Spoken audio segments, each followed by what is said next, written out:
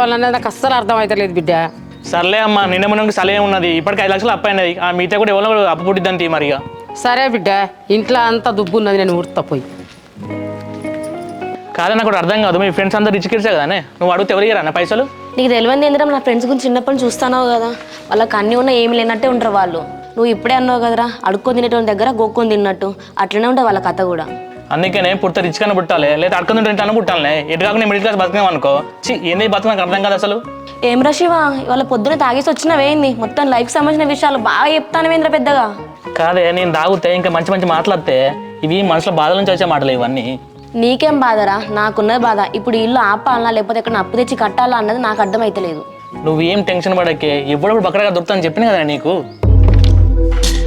నా friend శివగాడు friend అని చెప్పేసి వానికి ఫస్ట్ నెలనే చిట్టి ఇస్తే వాడు 3 నెలల నుంచి ఇప్పుడు చిట్టి పైసలు కడతాడు.